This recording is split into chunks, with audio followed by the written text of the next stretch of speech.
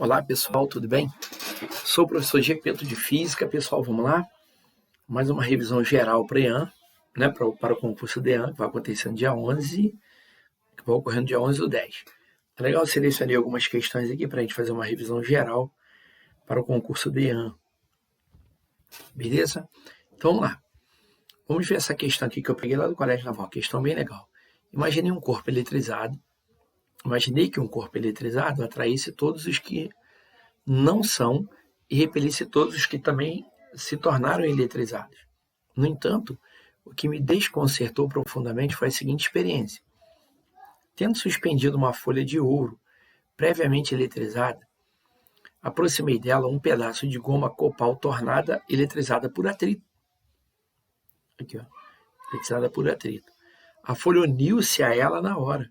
Confesso que esperava um resultado totalmente diverso, porque, segundo meu raciocínio, o copal que estava eletrizado deveria repelir a folha que também estava. O relato acima pertence a Charles Dufay, né? Sobre uma de suas experiências com a eletricidade. De acordo com o pensamento inicial de Dufay, né? Um corpo negativo, eletrizado negativamente, atrai um corpo positivo. O positivo atrai um positivo? Claro que não, né, pessoal? Princípio da atração e repulsão. Partículas carregadas com cargas de mesmo sinal se repelem e partículas carregadas com cargas de sinais contrários se atraem. Lembrando que, por indução eletrostática, um corpo eletrizado ele pode atrair eletricamente um corpo neutro. O corpo positivo repele o negativo? Não. Positivo repele o neutro? Não. Por indução, o corpo eletrizado atrai um corpo neutro. O negativo repele o neutro? Não. Por indução, o corpo eletrizado atrai eletricamente um corpo neutro. Opção correta, letra A.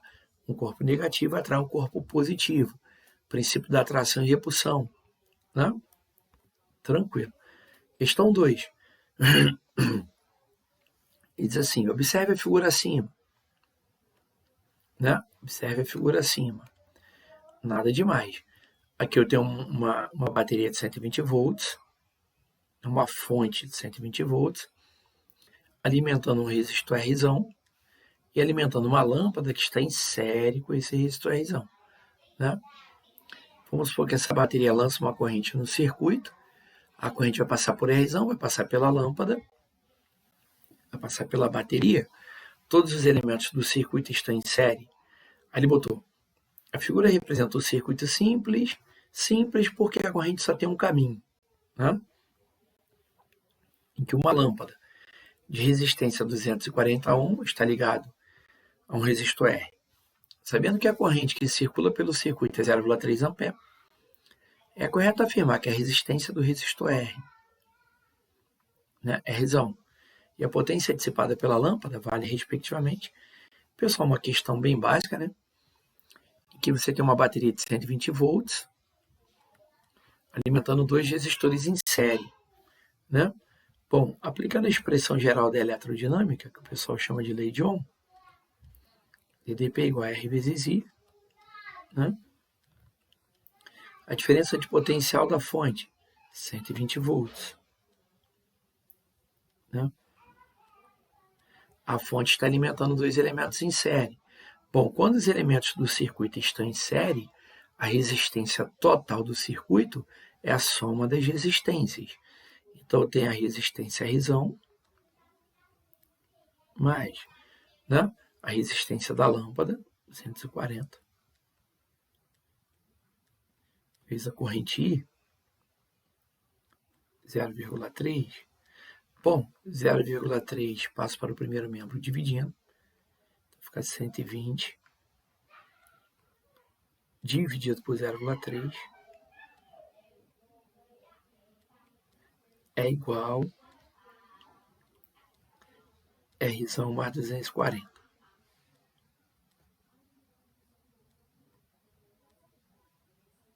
Né?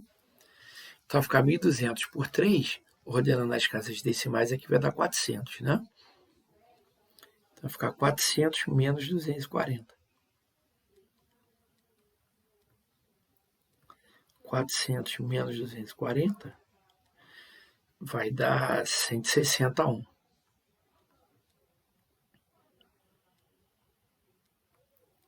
Bom, essa é a resistência elétrica do filamento da lâmpada. Ou melhor, desculpa do resistor à razão. Só pode ser a letra E, né, pessoal? Mas vamos lá. E se eu quiser calcular a potência dissipada na lâmpada? Bom, eu tenho a corrente que passa pela lâmpada. Eu sei que a potência dissipada, eu posso calcular a potência dissipada como sendo corrente vezes a DDP, né? Ou R vezes I ao quadrado, ou tensão ao quadrado sobre a resistência. Bom, é óbvio, pessoal, que é mais conveniente usar a segunda relação, né? Potência dissipada, R vezes I ao quadrado. Bom, quanto é que vale a resistência da lâmpada? 240. Corrente que passa pelo filamento da lâmpada, 0,3. Ao quadrado, né? Então, a potência dissipada na lâmpada, 0,3 ao quadrado, 0,09 vezes 240, 21,6 watts. Viu, pessoal? Letra E, nada demais. Bom, questão número 3 do Colégio Naval, uma questão bem bacana. Olha o que ele diz, questão de ondas, né? É muito comum cair ondulatória nessas provas. Observe a figura, né? Uma onda sonora se propaga num determinado meio com velocidade de 1.500 metros por segundo. Som, 1.500 metros por segundo. Ah, tá. Dependendo do meio, pode ser sim. Pode ser no meio líquido, por exemplo, né? Conforme a configuração representada acima. Neste caso, é correto afirmar que a amplitude da onda e a frequência dessa onda valem respectivamente. Bom, ele quer a amplitude e a frequência.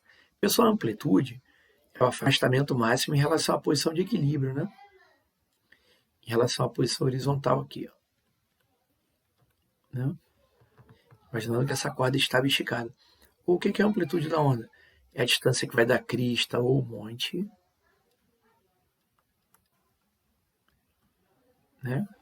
Crista ou monte,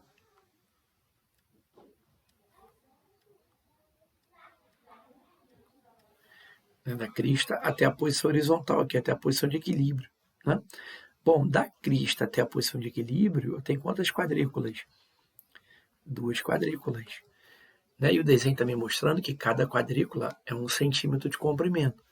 Então, a amplitude, pessoal, a distância que vai da crista até a posição de equilíbrio, que seria 2 centímetros. Tá bom? Amplitude da onda, 2 centímetros. Tá legal? Nada demais, né? E o que ele quer mais? Frequência da onda. Pô, ele me deu a velocidade da onda para eu determinar a frequência. Eu lembro da equação da onda, né, pessoal? Velocidade de propagação da onda, comprimento de onda vezes a frequência. Viu? Nada demais. Ó. Bom, o comprimento da onda eu consigo descobrir de forma bem simples, né? O comprimento de onda é a distância que a onda avança durante uma oscilação completa, né? Na direção de propagação. Ou a gente pode pensar também que o comprimento de onda é a distância entre duas cristas sucessivas, né? Ou a distância que a onda avança durante uma oscilação. Ou seja, quando tem a formação de um S invertido. A gente pode fazer isso aqui, ó. Formação de um S, ó. Invertido.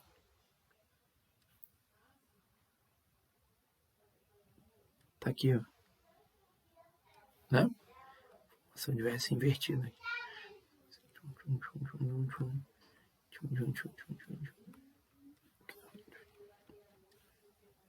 Aqui, ó. Formei um S, tá vendo? Uma oscilação S invertido. Bom, então vamos pensar. A distância que vai desse ponto aqui, que eu vou chamar de A, até esse ponto aqui, que eu vou chamar de B. Né? Nada demais, pessoal. Quando a onda executa uma oscilação completa, a distância do ponto A até o ponto B eu tenho 1, 2, 3, 4, 5, 6, 7, 8, 9, 10, 11, 12 quadrículas, né? Então, o comprimento de onda é 12 centímetros. Então, vamos lá. Comprimento de onda, 12 centímetros. Né? Velocidade da onda, 1.500 metros por segundo.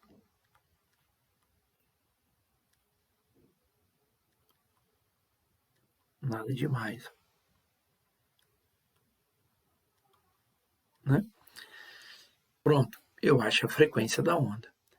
Qual o cuidado que a gente deve tomar na hora da prova? Qual o cuidado que eu devo tomar na hora da prova? Pessoal, a velocidade está em metro por segundo, o comprimento de onda está em centímetro, passar para metro. 12 centímetros é 12 sobre 100 metros. Né? 12 sobre 100 metros. Isso? Deixa assim. Tá bom? Então, vamos lá. Pela equação da onda, eu tenho velocidade da onda, 1.500, né? É igual comprimento de onda, 12 sobre 100,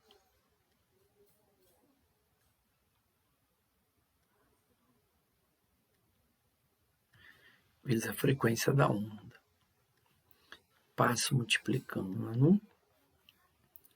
Então, a frequência da onda, passo 100 multiplicando. Vai ficar 15, 0, 0. Vezes 100, coloca 2 zeros à direita. Dividido por 12. Né? Bom, aí vamos pensar assim, ó. Como ele está me dando as respostas em quilo, mega, quilo é 10 a 3, né? O que eu vou fazer? 150 dividido por 12. Ó, vou pegar aqui 150 por 12. Vai dar 12, né? 12 vezes 12, 144. Para 150 falta 6. Coloco 0, vírgula. Né? 60 por 12 dá 5. Ó. Então, já sei que a frequência da onda vai dar 12,5 vezes 1000 aqui. Ó. Só que o 1000 é quilo, né? Kilohertz.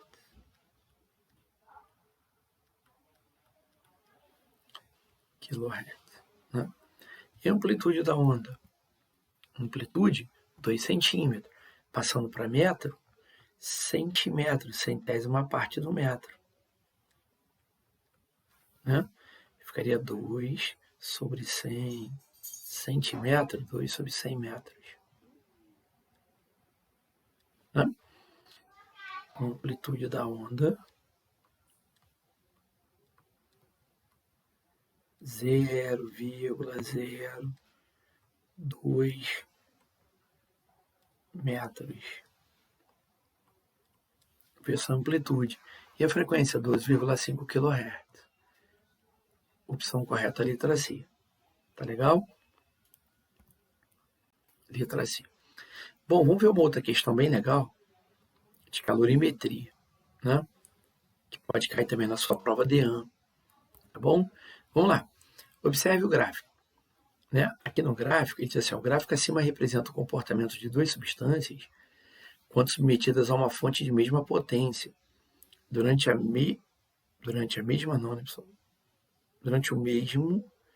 mesmo intervalo de tempo, tá bom? Vou corrigir aqui, tá, pessoal?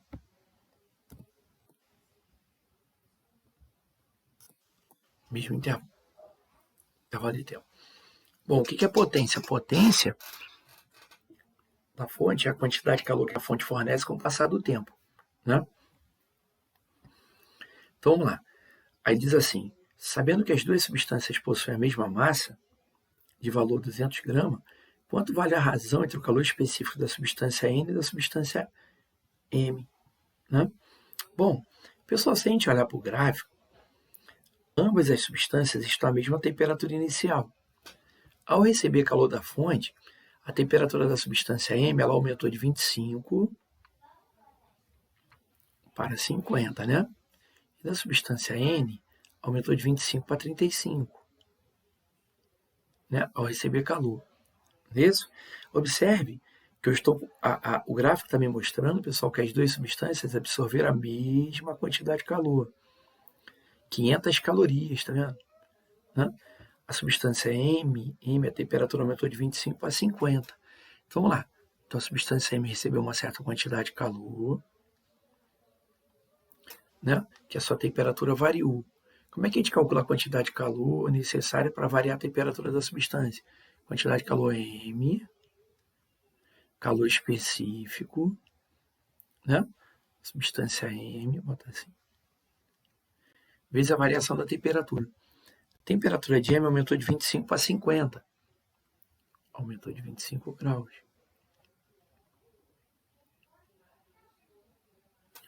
Substância N. Quantidade de calor que a substância N absorveu. O gráfico mostra que a substância N, que tem a mesma massa de M, ó, absorveu a mesma quantidade de calor que sua temperatura aumentou de 10 graus, de 25 para 35. O calor específico da substância N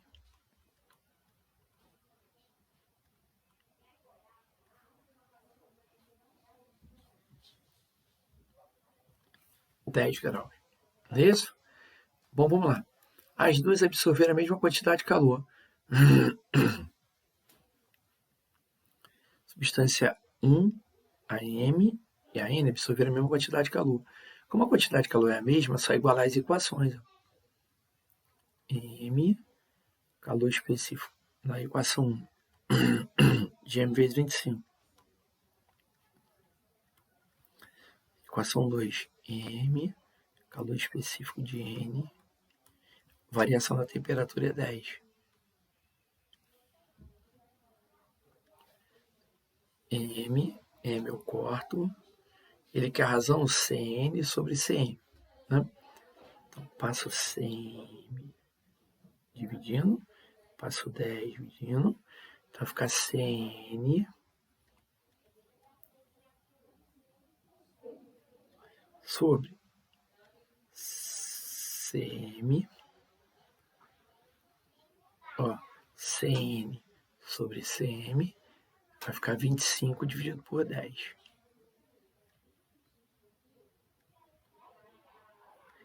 Bom, 25 dividido por 10, 2,5.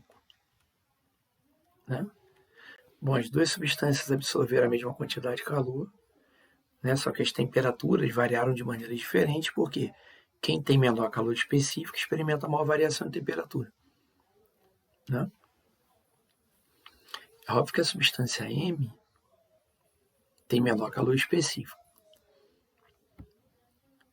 Né? Então, a opção correta seria a letra D. Letra D.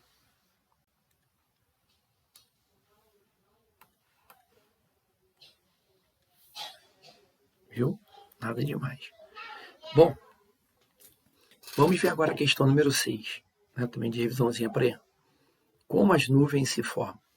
A origem de uma nuvem, ela está no calor que é irradiado pelo Sol, atingindo a superfície de nosso planeta, né? O calor irradiado. Este calor evapora a água que sobe por ser menos denso que o ar, ao nível do mar. Ao encontrar regiões mais frias da atmosfera, o vapor se condensa, formando minúsculas gotinhas de água, que compõem então as nuvens. Aí ele botou: assinale a opção que apresenta os processos de transmissão de calor e as mudanças de fases da matéria em conformidade com o texto acima. Né? Bom, vamos lá. Olha o que ele está falando.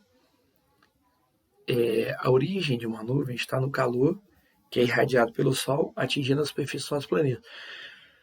Bom, a luz do Sol, o calor do Sol chega até a Terra por irradiação. Beleza. Este calor evapora a água que sobe por ser menos densa, é convecção.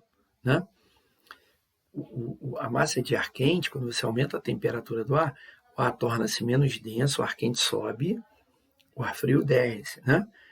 Essa massa de ar quente que sobe, ela se desloca devido às correntes de convecção. Aliás, a formação dos ventos na atmosfera, ela ocorre devido às correntes de convecção do ar, né? Então, tem radiação, tá? Né? Aí vaporiza o ar, beleza, né?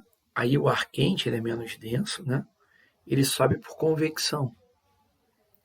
Pronto, né? Ele sobe por convecção, só pode ser a letra B, né, pessoal? O calor evapora e tem a vaporização, né? Aí a água que sobe, por ser menos densa, convecção. Ao encontrar regiões mais frias da atmosfera, o vapor se condensa, condensação, né? Opa, desculpa. Opção correta? Letra B, né? O calor do Sol chega até a Terra por irradiação, né? Vaporiza a água, isso. Aí aquele vapor quente, menos denso que o vapor frio, sobe, convecção, né? E chega lá, o vapor se transforma em líquido, né? Condensação. Letra B. Tranquilo? Nada demais. Bom, vamos ver agora a questão número 7, bem legal. Ele diz assim, ó, para realizar o banho dos tripulantes no navio, uma bomba de potência 2 HP, 2 horsepower, 2 HP, né?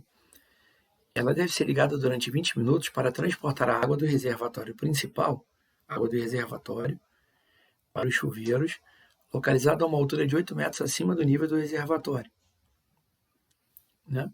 Considerando que a potência da bomba se mantém constante durante o fornecimento de água, é correto afirmar que a quantidade de água em litros transferida para os chuveiros nesse intervalo de tempo é... Pô, a questão bacana, né? Primeiro me dá a potência da bomba.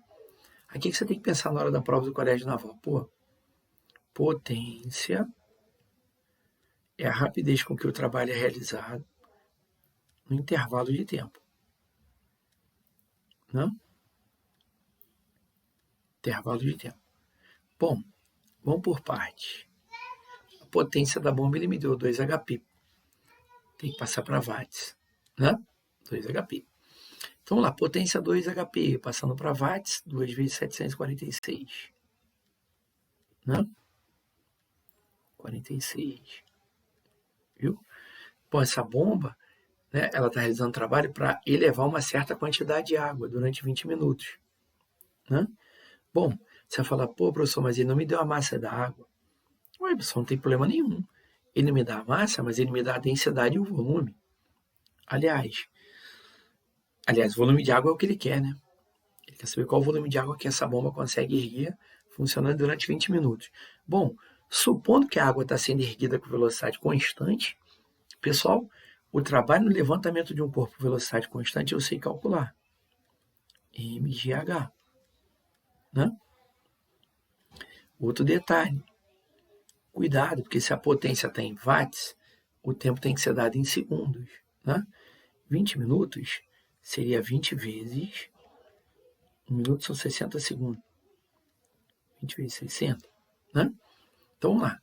Vai ficar 2 vezes 746. O ruim aqui é a conta, tá, pessoal?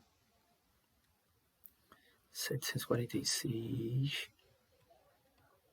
Pô, a massa d'água que foi erguida. Massa é densidade vezes volume. Né? Como ele quer o volume em litro, então vou trabalhar com a densidade em litro. Ó. Pessoal, 1.000 kg, metro cúbico são 1.000 litros. 1.000 dividido por 1.000 vai dar 1 kg por litro. Então a massa vai ficar densidade, que é 1 kg por litro, vezes o volume. Gravidade, 10. A altura que a água é erguida, 8 metros.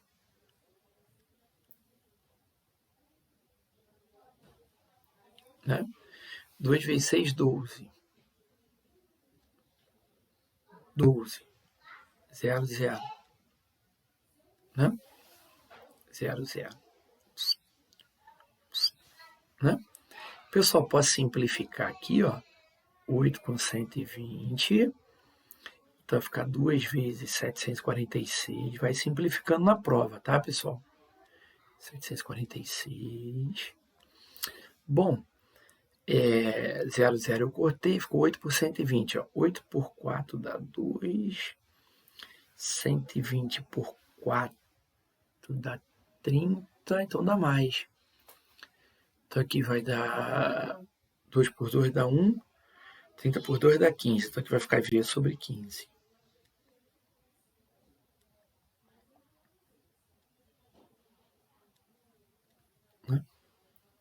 Então, pessoal, multiplicando agora, vai ficar 2 vezes 15, multiplicando cruzado, 2 vezes 15 é 30, né?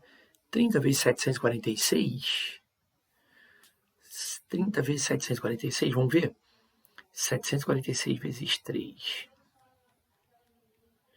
Ó, 3 vezes 6, 18, ela, ó, já está tendendo para B, ó. Está tendendo para B. Ó, 3 vezes 6, 18, sobe 1. 3 vezes 4, 12. 1B não, pessoal. A, né? 3 vezes 4, 12. 13, sobe 1. 3 vezes 7, 21. 21 com 1, 22. 22.380 litros. Viu que questão bacana no Colégio Naval?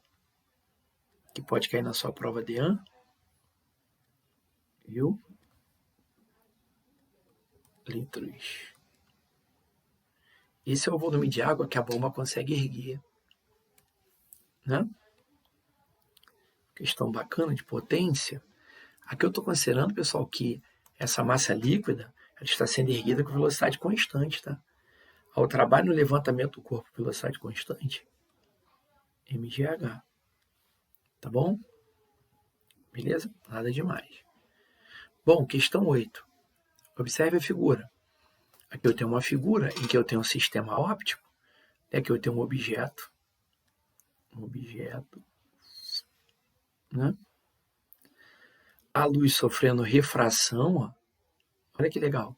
A luz sofre refração ao atravessar o sistema óptico. Né? Ao atravessar o sistema óptico, a luz sofre refração. Ela atravessa o sistema, passa de um meio para outro.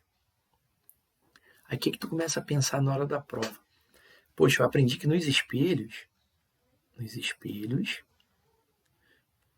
né, planos ou curvos, predomina o fenômeno da reflexão da luz. Né? Nos espelhos, predomina a reflexão da luz. Né? E nas lentes? Eu aprendi que nas lentes predomina o fenômeno da refração da luz. E legal, a luz está sofrendo refração aqui, ó.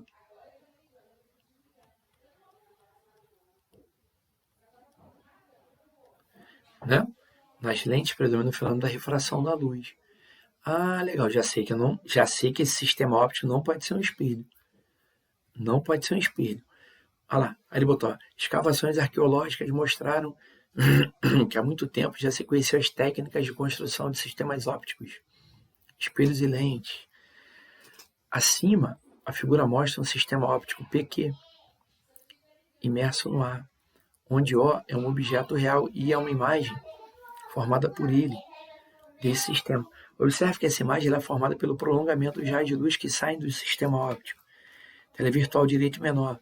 É correto afirmar que trata-se de um espelho? Não, porque no espelho predomina a reflexão da luz, não é espelho, não é espelho. O plano, muito menos, porque o espelho plano ele conjuga uma imagem virtual direita do mesmo tamanho. Ele é um sistema óptico estigmático, ortoscópico e aplanético. Né? Aí ele botou lá, trata-se de uma, já sei que é lente. Né? Trata-se de uma lente. Aí ele botou a lente é côncava ou é convexa? Pessoal, trata-se de uma lente côncava. Né? Uma lente divergente. Divergente. Por quê? A imagem conjugada pela lente ela é virtual direita e menor. Então a lente é divergente. Só conjuga um tipo de imagem. Lente divergente, lentes côncavas. Não é isso? Quais são elas? Bicôncava, plano côncava, convexo côncava. Trata-se de uma lente divergente. Lentes côncavas são divergentes no ar. Apresentam um comportamento óptico divergente quando imersa no ar. Né? Lembrando que o comportamento óptico de uma lente depende do meio onde ela é colocada. Você fala, Gepeto, a lente côncava, ela é sempre divergente em qualquer meio? Não.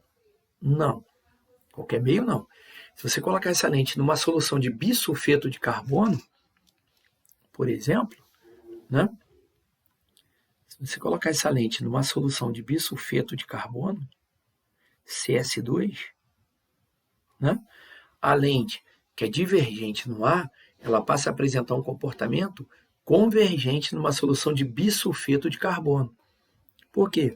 As lentes, geralmente, elas são feitas de vidro ou de plástico. O índice de refração do vidro é aproximadamente 1,5.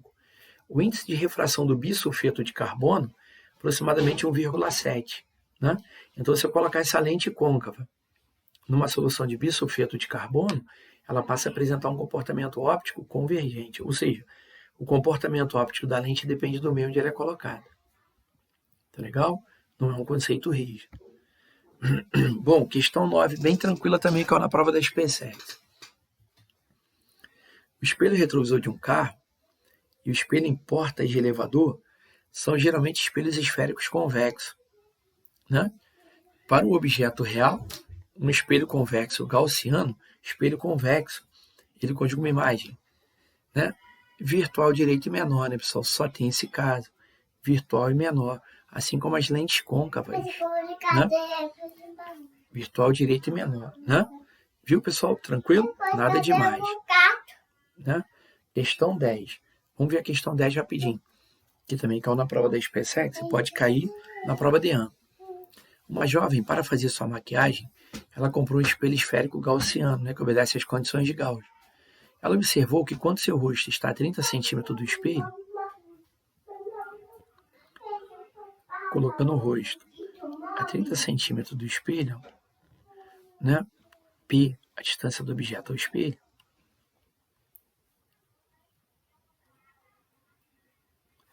a sua imagem é direita e 3 vezes maior, ou seja, o espelho conjuga uma imagem ampliada. Ó. O espelho ampliou a imagem, ampliada 3 vezes, ó. Mais 3.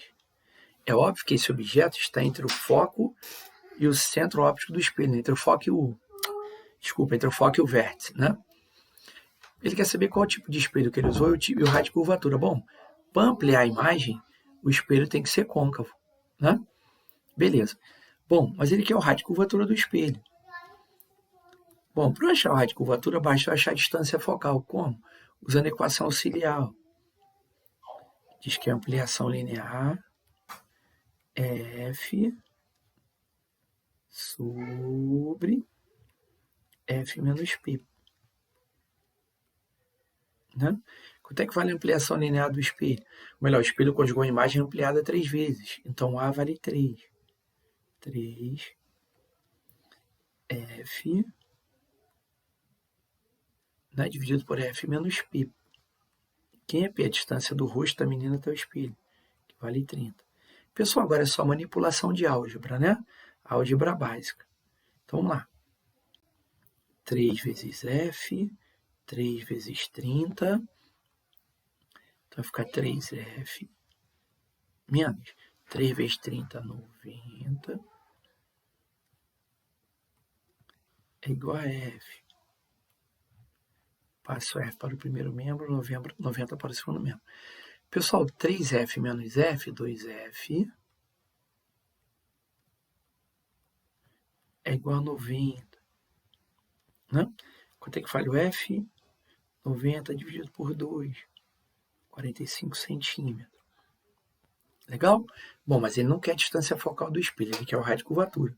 Pessoal, o que você aprendeu lá no estudo dos espelhos? Que é a distância focal, metade do raio de curvatura. Né? Então, daqui eu tiro com a raio de curvatura. É o dobro da distância focal, ou seja, 90 centímetros. Né? Então, pessoal, qual seria a letra correta? O espelho é côncavo e o raio de curvatura é maior que 60. Letra A. Né? Tranquilo? Côncavo por quê? Porque ele amplia a imagem do objeto, né, pessoal? O espelho usado em maquiagem, o espelho usado pelo dentista, né, para analisar uma cárie, ele é côncavo. Por quê? porque esse espelho tem a capacidade de ampliação linear. Tá legal, pessoal? Agora, espelho retrovisor de automóvel, né? Aí tem que ser convexo, porque ele diminui o tamanho da imagem, te dá uma visão mais ampla do território e te dá uma segurança maior no trânsito. Tá bom? Pessoal, obrigado pela atenção. Tá legal? Depois eu volto fazendo mais umas revisões para o concurso do Escola de Aprendizes Marinheiro. Tá bom? Bons estudos. Espero que eu tenha te ajudado. Até a próxima, pessoal. Um abraço.